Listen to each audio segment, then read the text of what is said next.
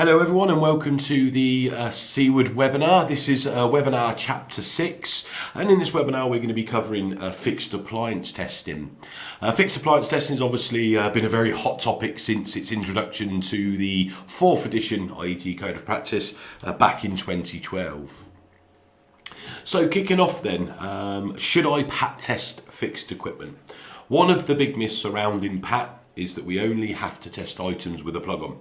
The Electricity at Work Regulations at 1989 covers all electrical systems at work, and therefore the law does not differentiate between equipment with a plug and that which is wired directly to the supply. Many companies still fail to include fixed equipment in their risk assessments and asset registers, leaving themselves wide open, obviously, if something was to go wrong.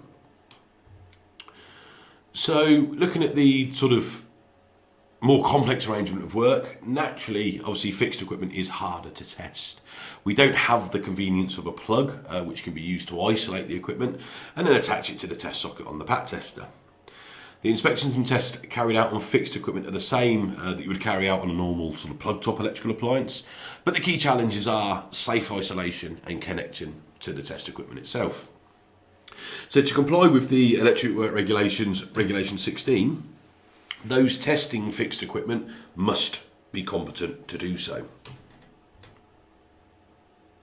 So here it just gives you examples of some fixed appliances that you may see around your day-to-day PAT testing. So we've got sort of hand dryers, your wall storage heaters, air conditioning units, your towel radiators, anything like that. So how do we start then?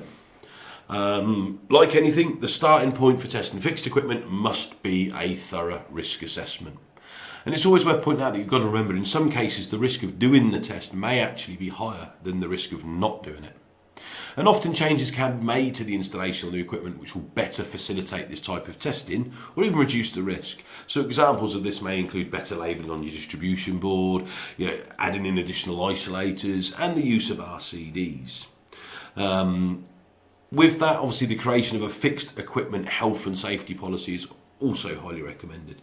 So it's not just accepting that you have fixed appliances on site or you'd be testing fixed appliances, it's actually everything that goes around it.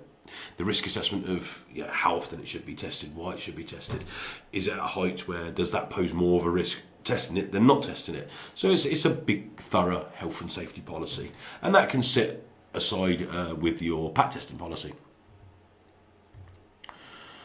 So, for safety procedures and guidance notes, there is a best practice guide 2 from Electrical Safety First, obviously formerly the Electrical Safety Council, that contains industry guidance on safe isolation and best practice.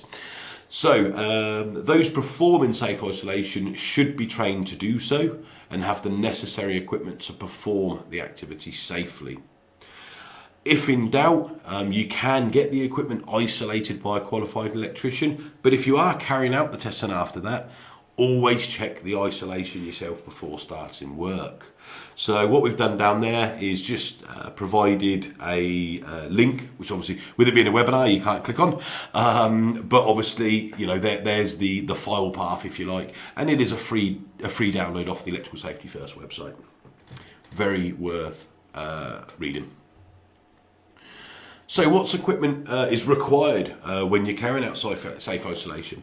So you would need a 2-pole voltage indicator and ensure that they're compliant to all the latest safety standards listed there, and they've got GS38 compliance as well. Along with the 2-pole voltage indicator, obviously you'll need a voltage indicator proving unit to prove that your 2-pole voltage indicator is working correctly and functioning correctly. On top of that, then you'll then need your lock-off kits. So that typically will comprise of the lock-off device, a padlock and signage.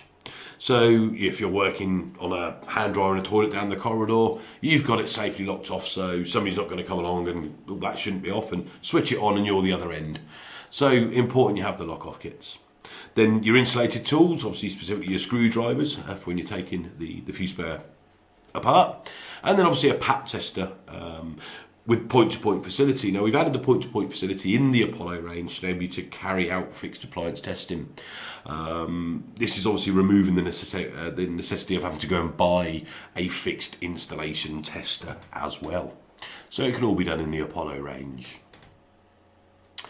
So additionally, what we've also done for fixed appliance testing is we have actually created a video demonstrating the basic steps for safe isolation and then subsequently carrying out the tests using the Apollo Pat Tester.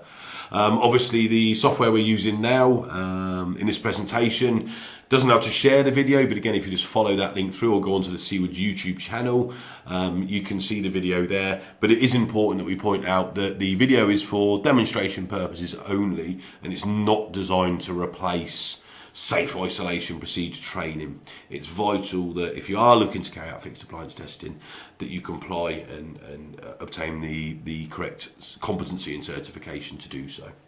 But the video is available just to give you a visual aid on the process of testing and not safely isolating fixed appliances.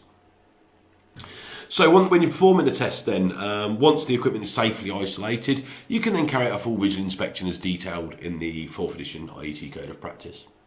On successful completion of the visual inspection, it's necessary to make a temporary connection between obviously the equipment and the Pat Tester itself. As I mentioned earlier, Seaward Apollo testers have the point-to-point feature, which makes this connection very simple. Great care must be taken to ensure the correct test connections are made and no shock risk is posed during the testing. So, the point-to-point connections themselves then, obviously for a Class 1 equipment, an earth continuity test is performed between the earth conductor and then any earth metal parts on the equipment as displayed down in the diagram, the image down there below. When you're doing your point-to-point connections for your insulation resistance test, obviously the insulation resistance test is carried out between both live neutral conductors joined together, and then the earth conductor if it's a Class 1 appliance, or any exposed metal parts if it's a Class 2 double insulated appliance. There's just a picture of obviously showing the test being carried out on a fixed appliance. There it's doing the Class 1 continuity test. So when you've performed the test, obviously once the equipment's been safely reconnected and re-energised, you can then perform the functional check. Obviously a very important part of the test process. There's nothing more embarrassing than putting a PAT label on something that doesn't work. So obviously make sure once you've re-energised the equipment and it's all safe again, that you just switch it on and make sure it works. So you mentioned earlier, all the Apollo testers contain the point-to-point testing method for fixed appliances. With the Apollo 400, you've got the additional lead required to do that. With the 5 and the 600, the required lead sets come with both. So I hope that really gives you sort of a bit of a more of an insight into fixed appliance testing. Just touching on here, obviously with the social media side, these webinars that you're watching today, we also run live, and it gives you the user of the equipment obviously the option to interact with us live on the webinars when we do run them live and ask any questions you may have. Also any events that we're doing, sort of our hands-on morning PAT workshops, or for attending any exhibitions where you might want to come along and ask any questions or have a play around with any of the equipment, is obviously all advertised through social media. The YouTube channel, if I ask if you could subscribe to the Seaward YouTube channel, we are putting plenty of PAT tutorial videos, support videos, general PAT videos on testing equipment, really informative stuff on there, so definitely worth a watch. And then obviously any industry news that we come across or would like to share, that will all be through social media channels as well. So please do take the time just to connect with us via social media.